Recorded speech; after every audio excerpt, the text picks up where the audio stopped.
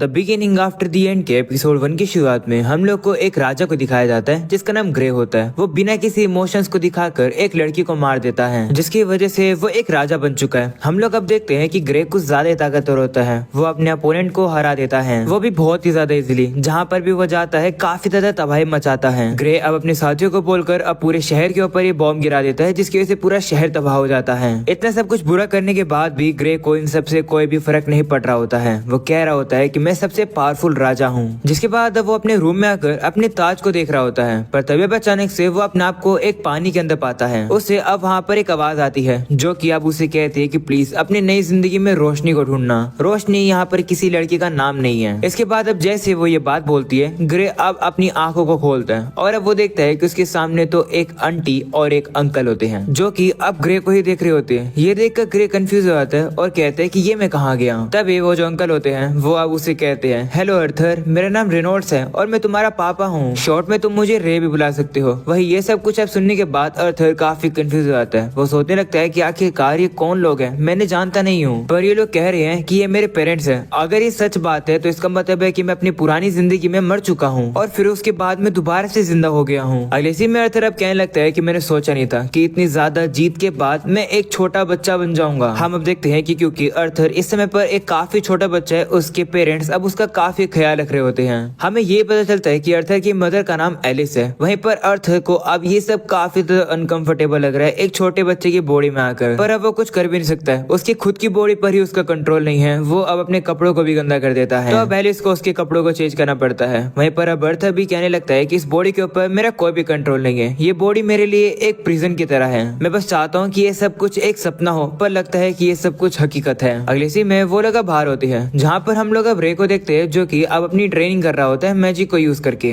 वो मैजिक का यूज करके पत्थर को तोड़ देता है और अब पत्थर गलती से उसी के मुंह पर आकर लग जाता है, जो देखकर एलिस कहती है कि रुको मैं तुम्हें हील करती हूँ। इसके बाद अब एलिस उसे हील करने लगती है। वही ये सब कुछ अब देखने के बाद अर्थर काफी कंफ्यूज हो जाता है। वो कहने लगता है कि ये जो ताकत है इस दुनिया के अंदर, इन सब के बारे में मैं नहीं जानता हूँ, पर ये काफी ज्यादा कमाल की है। अगले सीन में हम लोग अब रे को देखते हैं जो कि अब अपने हाथों में एक ग्लव जैसी चीज को पहन लेता है और अब वो एक जंगली बोर से लड़ने के लिए आ जाता है। वो फिर से अपनी ताकत का यूज करके उस बोर को हरा देता है। वही ये सब कुछ अब देखने के बाद रे के जितने भी साथी होते हैं वो उससे काफी इंप्रेस हो जाते हैं। अगले सीन में रे अब घर वापस आता है पर उसके हाथ पे थोड़ी सी चोट लग जाती है। वही ये सब कुछ अब देखने के बाद अर्थर अब कह रहा होता है कि नॉलेज वेपन होती है और क्योंकि मैं भी कुछ कर नहीं सकता हूँ तो मैं अपने सराउंडिंग से ही सारी चीजें सीखूंगा कि आखिरकार चीजें काम कैसे करती हैं। ये सोसाइटी एक ऐसी जगह है जहाँ पर इंडिविजुअल अपने खुद के वेपन्स यूज कर सकते हैं। इससे पता चलता है कि इस दुनिया के अंदर खतरा है। अगर ऐसी बात है तो मुझे भी अपने लिए खुद के लिए जल्दी से ताकत पानी होगी। वहीं पर अब उसके पेरेंट्स जिसके बाद अब उसे फिर से सुलाने लगते हैं। ये सब कुछ अब देखकर अर्थर कहने लगता है कि इस पौड़ी के अंदर मुझे थोड़ा सा फ्रस्ट्रेटेड तो फील होता है, पर मेरे पेरेंट्स के साथ ये मोमेंट इतने भी ज्यादा बुरे नहीं है। मैं अभी एंजॉय कर रहा हूँ क्योंकि मेरे पिछले लाइफ के अंदर तो मैं अपनी इच्छा अनुसार सो भी नहीं पाता था। अगले सीन में हम लोग अब देखते हैं कि कुछ महीने भी जाते हैं जहाँ पर अर्थर अब क्रॉल करना सीख जाता है, जो देखकर उसके पेरेंट्स काफी ज्यादा खुश हो रहे होते हैं। वहीं पर अब अर्थर जाकर शीशे में अपना चेहरा पहली बार देखता है, जिसे देखकर वो काफी हैरान हो जाता है। अर्थर अब कहने लगता है कि मुझे इस बॉडी में आए हुए काफी महीने हो चुके हैं पर अभी तक मुझे मेरे नाम की आदत नहीं हुई है, पर मुझे इन सबसे ज्यादा फर्क नहीं पड़ता है, मुझे तो बस नॉलेज चाहिए। अगले सीन में हम लोग अब देखते हैं कि एलिस अब अर्थर को सुलाकर चली जाती है, पर हमें पता चलता है कि अर्थर तो सोने की एक्टिंग कर रहा था। जैसे एलिस वहाँ से चली जाती है अर्थर अब नीचे उतर कर आ जाता है। अर्थर मन में कहने लगता है कि मुझे फाइनली मेरी बॉडी के ऊपर थोड़ा सा कंट्रोल तो मिल चुका है, इसलिए मैं अब थोड़ा बहुत ये सब कर पा रहा हूँ। इसी तरीके से अर्थर अब जले से छुप छुप के लाइब्रेरी के अंदर आ जाता है जहाँ पर काफी सारी किताबें होती हैं। अर्थर अब जले से एक बुक को निकाल कर पढ़ने लगता है। वो अब कहते हैं कि फाइनली चलो मुझे कुछ पता चल चुका है इस दुनिया के बारे में। अर्थर अब हम लोग को बताता है कि जिस कॉन्टिनेंट के अंदर वो रहता है उसका नाम डिकाथन है। इसके अंदर 3 किंगडम आते हैं। पहला है ड्वार्फ किंगडम, एक ऐसा एरिया जहाँ पर ड्वार्फ रहते हैं। जिसके बाद दूसरा किंगडम है एलोनोर किंगडम। ये किंगडम एल्फ का नेशन है जहाँ पर ये लोग फॉरेस्ट के डीप में रहते हैं। इसके बाद आता है सेपिन किंगडम, यहीं पर ही मैं रहता हूँ। यहाँ की पॉपुलेशन काफी ज्यादा है। यहाँ इस किंगडम में सभी इंसान रहते हैं, मेरे ही नेशन की तरह यहाँ पर भी किंग है। बस मेन डिफरेंट ये है कि राजा को बस इनहेरिट के तौर पर राजा बनाया गया है, ना कि उससे राजगद्दी छीनी गई है जैसे मैं वॉर करके जीत लिया करता था। वो अब कहने लगता है कि अगर प्रीवियस लाइफ से कंपेयर किया जाए तो ये वर्ल्ड अभी डेवलपमेंट के प्रोसेस में ही है। इस बुक के अंदर मैंने सीखा है कि आखिरकार यहाँ की टेक्नोलॉजी काफी प्रिमिटिव कैसे है। इसका कारण मैजिक है। इस पावर का सोर्स माना है जो कि इस दुनिया के अंदर एग्जिस्ट करता है। माना का कंट्रोल करने की एबिलिटी काफी हेरिडेटरी है, यानी कि काफी रेयर है। सिर्फ 100 लोगों में से सिर्फ एक ही पर्सन के पास माना को कंट्रोल करने की एबिलिटी होती है। अर्थर अब हम लोग को बताता है कि ब्रॉडली अगर देखा जाए तो माना के दो एप्लीकेशंस होते हैं, ऑगमेंटिंग और कॉन्जूरिंग। जो ऑगमेंटर्स होते हैं वो माना को यूज करके अपनी बॉडी को एनहेंस करते हैं, जिससे कि उन लोगों को काफी ज्यादा ताकत, एबिलिटी और डिफेंस मिलते हैं। दूसरी तरफ होते हैं कॉन्जूरर्स, वो लोग माना को यूज करके अपने आप ही जिस तरीके से वो चाहे उसे वो कंट्रोल कर सकते हैं, जैसे कि मैजिक को यूज करना। और माना को कंट्रोल करने की जो चाबी है वो माना कोर होती है। ज्यादातर लोगों की पावर्स तब अवेकन होती है जब वो टीनेजर बनते हैं। उन लोगों को अपने माना को अपनी बॉडी के हर एक पॉइंट पर चैनलाइज करना होगा। इस चीज को हम लोग माना कोर कहते हैं। और अगर हम लोग इसे कंट्रोल कर ले तो एक पर्सन मेज बन जाता है। अर्थर अब कहने लगता है कि मेरे पुरानी दुनिया में भी एक सिमिलर कॉन्सेप्ट ही था जिसे की कहते थे। की से तुम अपने इंटरनल पावर के बारे में जानते हो, उसे कंट्रोल करके तुम उसे अनलिश कर सकते हो। अर्थर अब सोचने लगता है कि क्या पुरानी जिंदगी की जो मेरी नॉलेज है वो क्या मेरे काम आएगी।